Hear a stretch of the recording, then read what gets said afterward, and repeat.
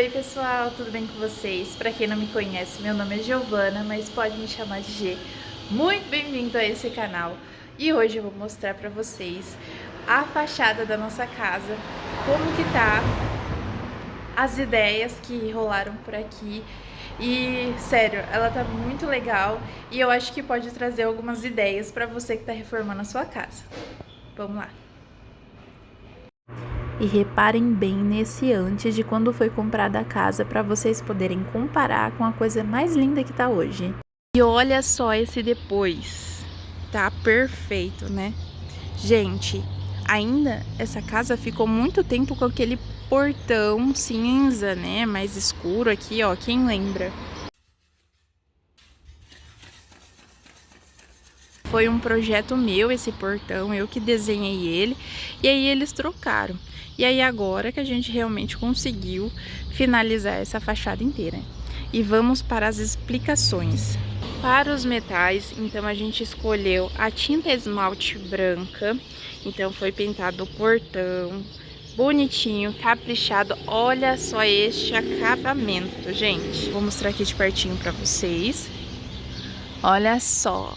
Que linha reta, dá até uma satisfação em olhar, né? E, gente, tem uma coisa ruim de escolher o branco, sempre tem uma desvantagem, né? Que é amarela conforme o tempo. Porém, todas as tintas têm o seu período de manutenção e vai chegar um tempo aí que você vai precisar repintar o seu portão, seja no escuro ou na cor clara. Então, a gente realmente optou pelo branco porque combina melhor com a nossa composição de fachada. Esse elemento aqui do correio, né? Essa caixinha do correio, aliás, ela era cinza, era nessa cor aqui, só que manchou muito de cimento quando foi feito o muro, e aí a gente resolveu pintar. E aí, para ficar igual, também a proteção da campainha. Ainda falta o número da casa, a gente vai colocar, a gente ainda não comprou. E outros detalhes que vocês não precisam estar pintando são essas ferragenzinhas. A gente até não queria, mas acabou que a gente não tava por aqui para avisar que não era para pintar.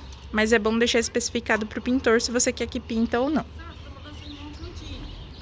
Aqui, ó, esse elemento aqui, que é a portinha do medidor de água, a gente já resolveu esconder porque não é uma coisa muito bonita de se mostrar, então a gente colocou da mesma cor para tá dando essa disfarçada, né? A gente também utilizou a mesma tinta esmalte para pintar esse metal, que é a calha, que fica em cima do muro. E dica muito importante para vocês, coloquem uma calha sobre os muros para vocês não terem problema de infiltração. Quando o muro tiver acabado, verifica se fizeram um acabamento sobre o muro, porque o que acontece? Esse daqui não tinha, e aí estava infiltrando água. O ideal é que faça esse acabamento e permeabilize, e aí também é legal estar colocando uma calha para não ficar uma água parada em cima do muro, legal? E aí a gente tem essa calha também em cima da platibanda, olha lá, e ela também é branquinha. Essa tinta aqui que vocês estão vendo, que é esse cinza mais escuro, é o cinza elefante. A gente utilizou uma tinta emborrachada também para evitar no futuro a gente ter problema com infiltração ou até mesmo a tinta criando aquelas bolhas. Então eu indico muito para vocês, principalmente para o lado externo, tá usando uma tinta emborrachada e de uma boa marca. Nessa parte aqui da casa, a gente utilizou a tinta branca, por quê? Para dar um destaque, para criar essa composição da fachada. Aqui a gente ia colocar um revestimento, só que aí ficaria muito pesado para o orçamento no momento. Então a gente só definiu que seria tinta branca e ainda assim a gente conseguiria ganhar esse destaque. Para a platibanda, a gente utilizou esse cinza mais claro, que não tem o nome, é a mistura do branco com cinza elefante. E aí a gente chegou nesse tom aqui e pintamos. Aí o que acontece? A gente tem uma espessura diferente de platibanda de um lado para outra, né? Aí, para a gente poder manter isso em harmonia, foi pintado da mesma cor toda a platibanda. Assim a gente consegue um efeito mais harmonioso na fachada. Aqui a gente pintou também a lixeira, porque, né, tava bem feinha e precisando desse cuidado. E esse canteiro, gente?